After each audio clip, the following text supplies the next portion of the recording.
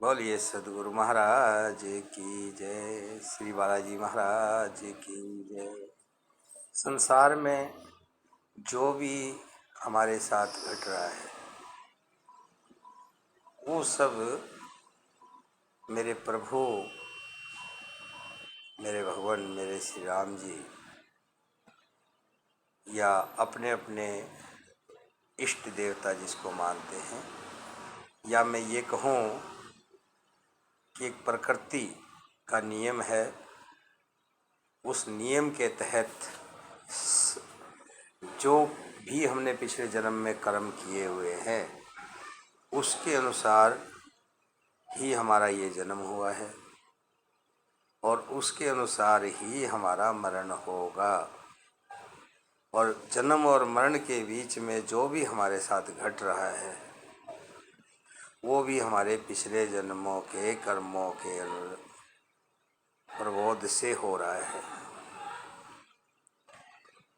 अब विषय ये आता है, सोचने की बात ये आती है कि भी जो कुछ हो रहा है सब कुछ, चाहे हमारा जन्म है, हमारी शादी है, हमारे बच्चे होना, बच्चों की शादियाँ होना, सब कुछ उस परमात्मा, उस शक्ति के अधीन है जिसे हम कहते हैं कि पिछले जन्मों के कर्मों के अनुसार हमारे साथ बना हुआ लेखा जोखा है। ये सत्य है, सत्य से भी ऊपर बढ़कर के सत्य है। लेकिन अब सोचने का विषय आपके लिए ये है कि सब कुछ उस प्रभु की इच्छा से उस सिस्टम के अधीन हो रहा है, तो फिर आपको क्या करना है, हम और आप क्या करें?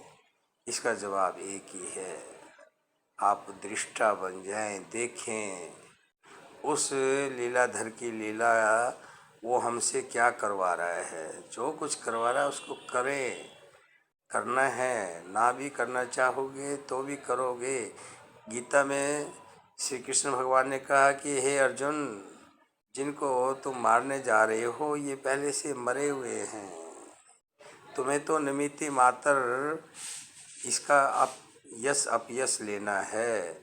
जो भी जितने तुम कर्म कर रहे हो ये पहले से सिस्टम में आया हुआ है।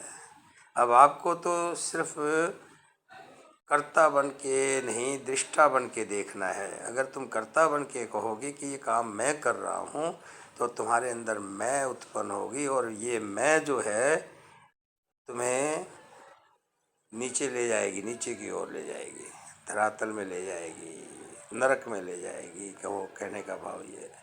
और तुम दृष्टा बन के उस जितने भी कर्म कर रहे हो ये सोच करके मैं नहीं कर रहा, कराने वाली कोई और शक्ति है, मैं तो देखने वाला दृष्टा हूँ, मैं कुछ भी नहीं हूँ, सब कुछ मेरे प्रभु की बनी हुई लीला का एक पात्र हूँ, ऐसा सोचकर दृष्टा बन करके सब कर्मों के दुख और राग द्वेष से दूर हो करके करते जाइए।